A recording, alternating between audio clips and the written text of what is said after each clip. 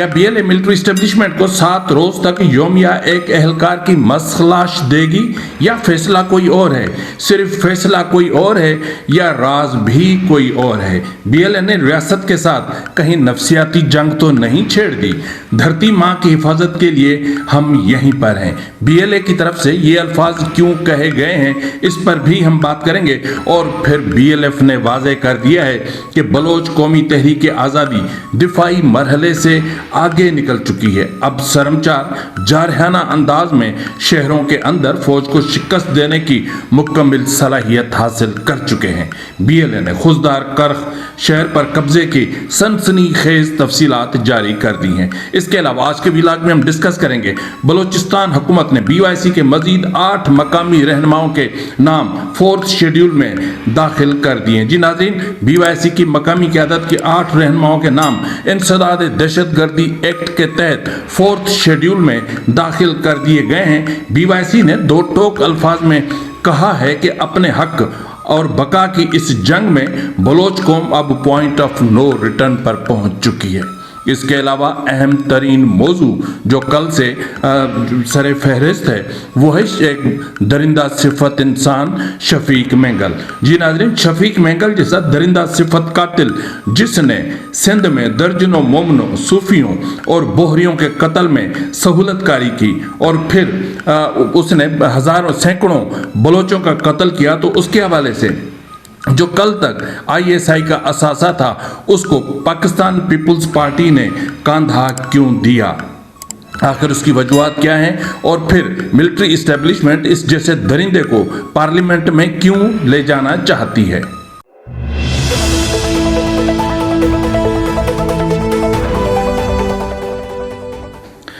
बिस्मिल्लाहिर्रहमानिर्रहीम, अस्सलाम वालेकुम नाज़रीन, ये फरवाज NB न्यूज़, मैं हूं आपका मेज़बान नवाज़ भुट्टो एक नए व्लॉग के साथ। आपसे वही गुजारिश है कि अभी तक अगर आपने मेरे चैनल को सब्सक्राइब नहीं किया तो कर लें, बेल आइकन प्रेस करें, लाइक करें, शेयर करें, आप खुद भी सब्सक्राइब करें और अपने रिश्तेदारों दोस्तों से कहें वो भी सब्सक्राइब करें।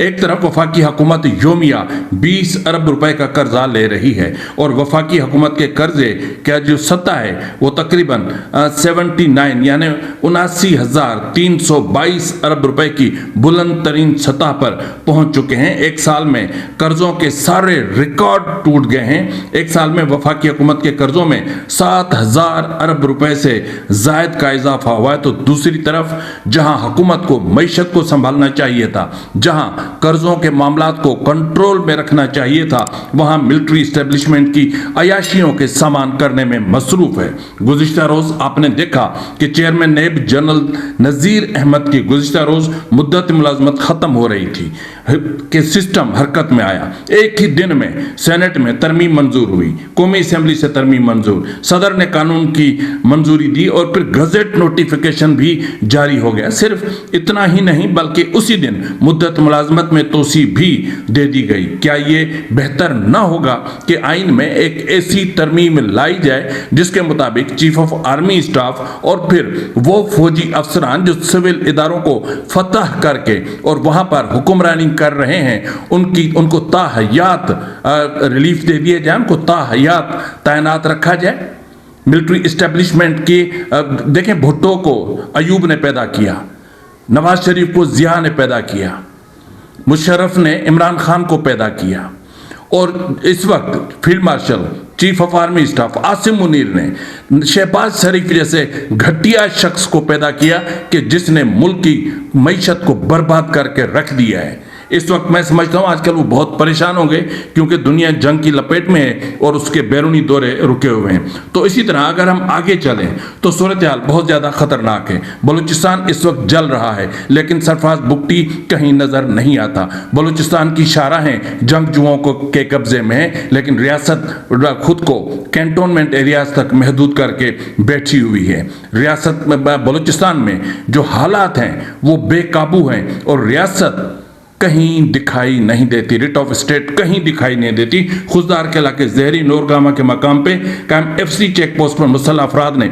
भारी हथियारों से शदीद हमले की। पूरे इलाके धमाकों और फायरिंग की आवाज़ से गूंज उठे। यहाँ पर हलाकतों की इतलात है। और फिर गुज़िश्ता रोज़ कोयटा में अब एक फ़िज़ाई हमला हुआ जो अफगानिस्तान की तरफ से मुबैना तौर पर किया गया। उसमें इतलात ये हैं कि 20 से ज़ायद फौजी एहलकारों की हलाकत की इतला है। खुरासान मीडिया और मकामी सिक्योरिटी ज़राए ने इसकी तस्दीक की है कि FC के 20 से ज़्यादा आला अफसरान इसमें जो है वो उनकी हलाकत हुई है और फिर हमले का एक बड़ा ज़ख़ीरा भी तबाह हुआ। इसके अलावा सूरा वहाँ की अगर हम बात करें तो मुसल्लह अफराद की नाकाबंदी फोर्सेस से झड़पों में 3 अफराद जख्मी हुए। पंजगूर एयरपोर्ट रोड से एक शख्स की मस्क लाश बरामद हुई। कोयटा से ताल्लुक़ रखने वाले नायब तहसीलदार शेर दिल अबड़ो, जी नाजरीन, शेर दिल अबड़ो जिसका ताल्लुक़ सिंध से था लेकिन वो कोयटा में मुकीम था, ढाडर के इलाके नौशेरवान सनी शोरा में मुसल्लह अफराद ने फायरिंग करके उसको उनके अहल खाना के सामने ही कत्ल कर दिया। झाओ के इलाके डोलेजी में मुसल्लह अफराद ने फोर्सेस पर उस वक्त भारी और जदीद हथियारों से हमला किया जब वो मरकजी कैंप की हिफाजत के लिए मोर्चा बनाने में मसरूफ थे। तो ये सूरत हाल बलूचिस्तान की जब हमारे सामने आती है तो फिर जब हुकूमत रिट ऑफ स्टेट की बात करती है और फिर जब रियासत बात करती है कि बलूचिस्तान में सिर्फ मुट्ठी भर अनासिर ही तो हैं, उनकी सरकोबी के लिए हर मुमकिन इक़दाम करेंगे। इस वक्त इसलिए हालात ख़राब हैं कि मिलिट्री इस्टेब्लिशमेंट बलूचिस्तान में जंग छेड़ के फंस चुकी है। अब आज मैं कहीं देख रहा था किसी चैनल पे अपना जो इसके रहनुमा है पाकिस्तान मुस्लिम लीग के, वो कह रहे थे सनाउल्लाह, क्या नाम है उसका, सना, वो मुतालबा वो कह रहे थे कि बलूचिस्तान में हमने 95% अपने टारगेट्स अचीव कर लिए हैं। 95% टारगेट्स जो अचीव किए हैं उसमें BLA के कितने लोग मारे हैं, BLF के कितने मारे हैं, TTP के कितने हैं। जब भी बात होती है बात अफगान तालिबान के हवाले से होती है। तो मतलब ये है कि अफगानिस्तान का जो रजीम चेंज मंसूबा था वो भी नाकाम हो चुका है। तो इसलिए हालात बहुत ज़्यादा बिगड़ते ही जा रहे हैं। जिस तरह मैंने आपसे बात की थी BYC के हवाले से, तो इस वक्त अगर हम देखें तो BYC के हवाले से सूरत हाल बलूचिस्तान में कुछ ज़्यादा बेहतर नहीं है।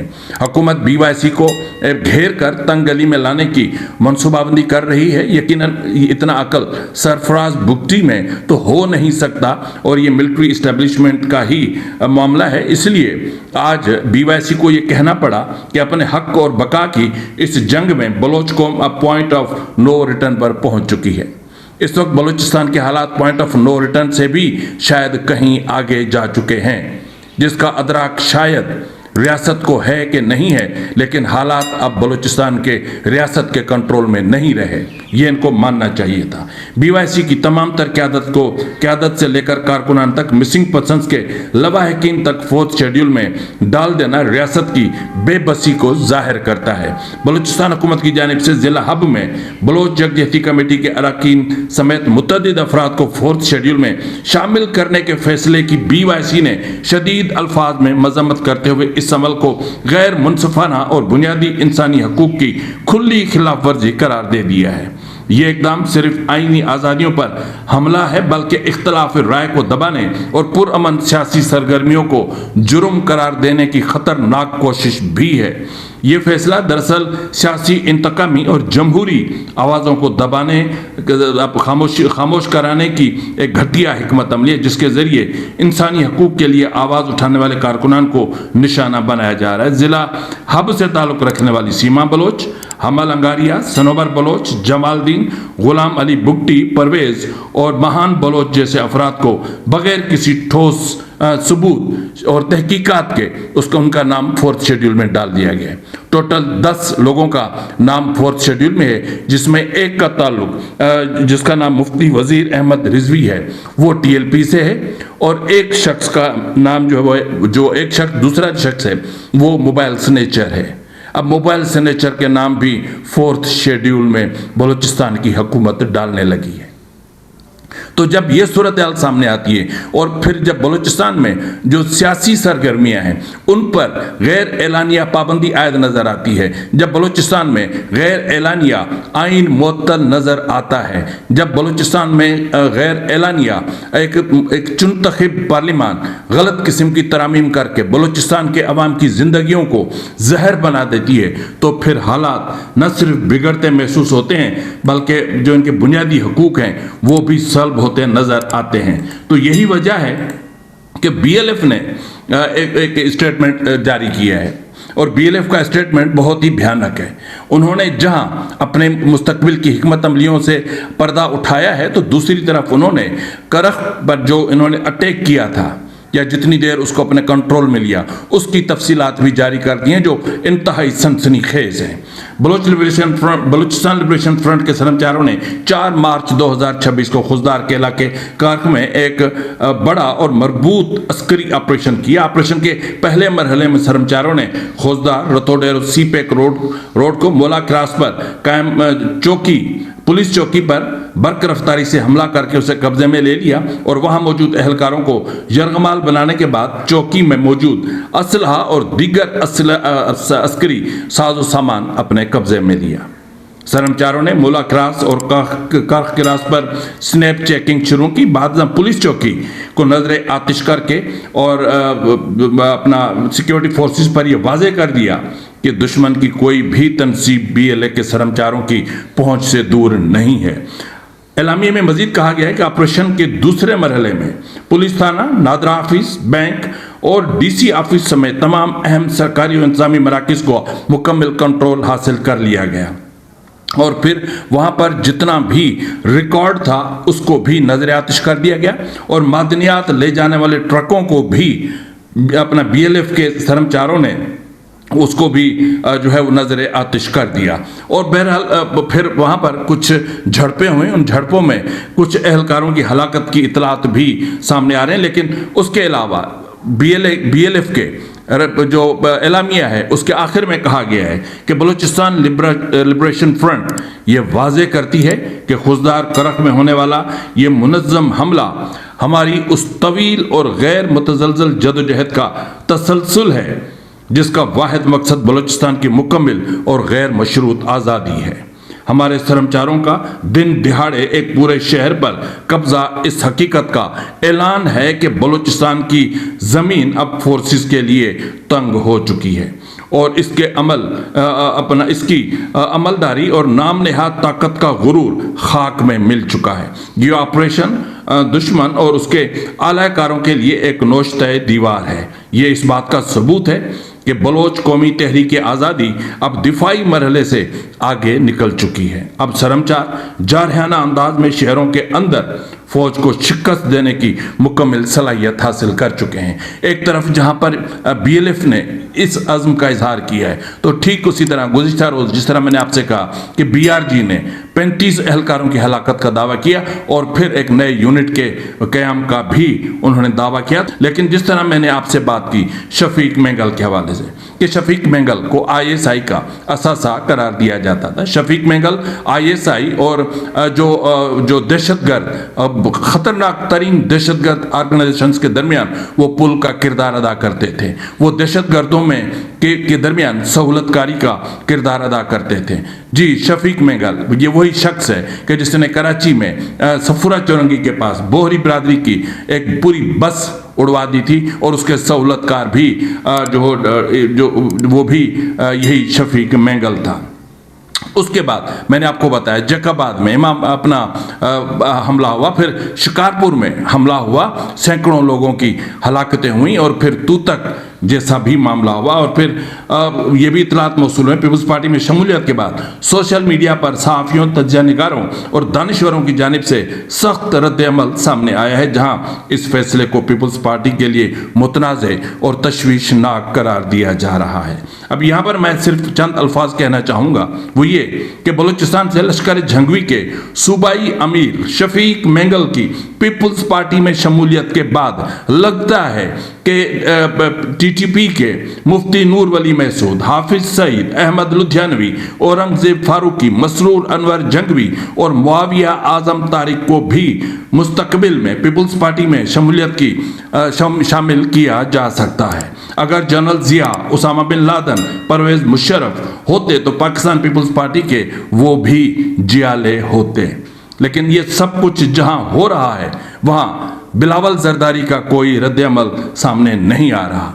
मैं तो समझता हूं कि पाकिस्तान पीपल्स पार्टी को जनरल जिया, जनरल अयूब और जनरल मुशर्रफ के यादगार बनाने चाहिए, बिल्कुल इस तरह जिस तरह कारसानिया कारसाज के बाद जो मोहतरमा बेनजीर भुट्टो पर अटैक हुआ था, उसी तर्ज के यादगार भी बनाए जाने चाहिए। हाल ही में इस्लामी शिद्दत पसंद ग्रुप अंसारुल शरिया के अरकान ने सिंध पुलिस के सामने एतराफ़ किया है कि उन्हें अब्दुल्ला बलोच नामी ट्रेनर ने वड में तरबियत दी थी। इससे कबल सिंध से गिरफ्तार दहशतगर्दों ने वड में तरबियती कैंपों का भी जिक्र किया। ये भी इंकशाफ हुआ है कि शाह नूरानी हमले के खुदकश हमला आवर को वड में तरबियत दी गई थी, पनाह दी गई थी और फिर दरगाह शाह नूरानी पर हमले में 52 अफराद जाँ बहक हुए थे। शफीक मेंगल इस खित्ते के लिए एक तल्ख और ख़तरनाक हकीकत बन चुका है। अगर इसे फौरी तौर पर न संभाला गया तो वो जनूबी एशिया का बगदादी बन सकता है। शफीक मेंगल जैसे दहशतगर्द को आखिर पार्लियामान में ले जाने की ज़रूरत क्या है? क्या रियासत, मिलिट्री इस्टेब्लिशमेंट पीपल्स पार्टी के कांधे इस्तेमाल करके पार्लियामान में कोई ग्रेट गेम खेलने जा रही है, या फिर शफीक मेंगल जैसे लोगों को पीपल्स पार्टी में शामिल करवा के, या फिर जो दीगर डेथ स्क्वाड्स हैं उनको पीपल्स पार्टी में शामिल करवा के बलूचिस्तान से पीपल्स पार्टी का हमेशा के लिए रियासत पत्ता साफ करवाना चाहती है। यही प्लानिंग मुझे तो नज़र आ रहा है कि यही है। तो बहरहाल शफीक मेंगल एक बहुत बड़ी लायबिलिटी हैं, शफीक मेंगल एक बहुत बड़ा बोझ हैं। अब देखना यह है कि जरदारी की टूटी फूटी सी कमर क्या शफीक मेंगल जैसे दहशतगर्द, कातिल, दरिंदे का बोझ उठाने की ताकत रखती है। तो इसी तरह जिस तरह मैंने इब्तिदा में आपसे बात की थी कि क्या BLA मिलिट्री इस्टेब्लिशमेंट को 7 रोज तक योमिया एहलकारों की मस्क लाशें देगी, इस हवाले से जो मुझे इतलात मौसूल हो रही हैं कि कल्लात टूल प्लाजा के करीब मुबैना तौर पर एक एहलकार की डेड बॉडी बरामद हुई है। इब्तदाई इतलात के मुताबिक लाश को कानूनी कार्रवाई के लिए करीबी हॉस्पिटल मुंतकिल कर दिया गया है। और ये भी जो चीज़ें वहाँ से मौसूल हुई हैं उसके मुताबिक ये जो जवान जिसकी डेड बॉडी मिली है ये उन 7 एहलकारों में शामिल था जिनको 31 जनवरी के बाद हीरो ऑफ 2 के दौरान BLA ने अपनी तहवील में लिया था और यरगमाल बनाया था और फिर इनके लिए सजाए मौत का ऐलान भी किया था। लेकिन यहाँ पर मेरे सामने बहुत सारे सवाल हैं कि देखिए, क्या BLA रियासत को 7 रोज तक योमिया एक डेड बॉडी देकर कोई नफसियाती जंग छेड़ना चाह रही है? क्या मिलिट्री इस्टेब्लिशमेंट पर कोई बहुत बड़ा, भारी और शदीद किस्म का नफसियाती दबाव डाल रही है? तो इसका जवाब अगर मुझसे पूछा जाए तो मैं कहूँगा कि जी बिल्कुल यही है। और अगर फिर मुझसे पूछा जाए कि इस टेक्निक का, एक डेड बॉडी फेंकने की टेक्निक का के पीछे कोई फिजिक्स है, कोई मेटाफिजिक्स है, क्या है, कौन सी केमिस्ट्री है, कौन सा ऐसा बड़ा राज है, तो उसके हवाले से मेरे ज़राए का कहना है कि शायद जो एहलकार BLA की हिरासत में थे उनमें से अभी सिर्फ एक की जान ली गई है और वो डेड बॉडी फेंक दी गई है।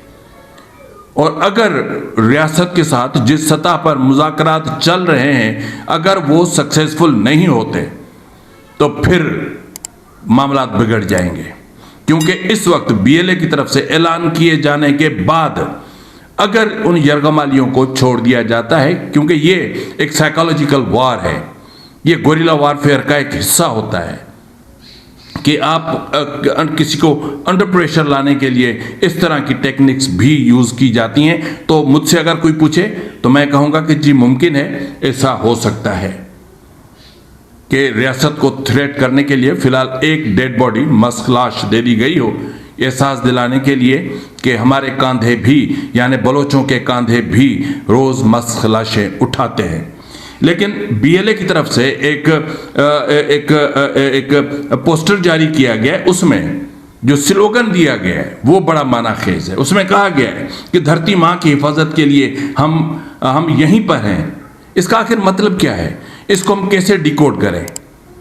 تو اس کو ڈیکوڈ کرنے کا مطلب یہ ہے کہ پچھلے کچھ دنوں سے ریاستی سوشل میڈیا اور ریاستی اکاؤنٹس سے جو پروپیگنڈا چل رہا تھا کہ جو یرغمال جو اہلکار افغانستان لے جائے گئے ہیں اور پھر BLA کے کیمپس پر افغانستان میں بہت بڑی کاروائیاں ہوئی ہیں، تو اس کے حوالے سے یہ ایک پیغام ہے کہ ہم افغانستان میں نہیں ہیں، ہم یہیں پر ہیں اور اپنی دھرتی ماں کی حفاظت کے لیے موجود ہیں۔ یہ ایک بہت بڑا پیغام ہے۔ یہی وجہ ہے کہ اس وقت تک ملٹری اسٹیبلشمنٹ اتنے دنوں کے حملوں کے بعد بھی ایسا کوئی ٹھوس ثبوت پیش نہیں کر سکی کہ بلوچستان میں افغانستان میں انہوں نے BLA کا کوئی بہت بڑا کیمپ تباہ کیا ہو، یا پھر بہت بڑے پیمانے پر ان کے جو سرمچار یا جو ان کے زیر تربیت گوریلاز ہیں ان میں ان کی ڈیڈ باڈیز دکھائی ہوں۔ TTP کے حوالے سے اور تحریک طالبان افغانستان کے حوالے سے تو چیزیں سامنے آ رہی ہیں، لیکن BLF کے حوالے سے ایسا کچھ بھی سامنے نہیں آ رہا۔ اس وقت جب پورا خطہ جنگ کی لپیٹ میں ہے، اس وقت جب پوری اس خطے کی اکنامی کولیپس کرنے جا رہی ہے، معیشت تباہی کے دہانے پر ہے، پاکستان ناک سے اوپر تک قرضوں میں دھنس چکا ہے، ہمارے پاس نکلنے کا کوئی راستہ نہیں ہے اور درآمدات بند ہو چکے، اور اس وقت پاکستان کے پاس جہاں جینے کے لیے کچھ نہیں ہے، تو وہاں پاکستان کو سوچنا چاہیے کہ ہم نے کہاں کہاں معاشی غلطیاں کی، بلکہ کہاں کہاں نہیں، کس حد تک معاشی جو ہے وہ تباہی لائی ہے۔ اور آخر میں اتنا کہوں گا کہ اگر موجودہ حکومت اور موجودہ رجیم تبدیل نہ ہوئی تو اس وقت صرف ایک جو ہے وہ یومیہ 20 ارب روپے کا قرضہ لے رہے ہیں، آنے والے دنوں میں شاید ہم 50 ارب روپے کا یومیہ قرضہ لینے پر مجبور ہو جائیں۔ اگر ملک کی معیشت کو بچانا ہے، ملک میں ایک اتحاد پیدا کرنا ہے، تو موجودہ حکومت اور رجیم کا تبدیل ہونا بہت ضروری ہے، اور پھر ان کو ان کی آئینی حدود میں بھیجنا بھی بہت ضروری ہے۔ فی الوقت کے لیے اتنا ہے، ملتے ہیں اگلے پروگرام میں، تب تک اجازت دیجیے، فی امان اللہ۔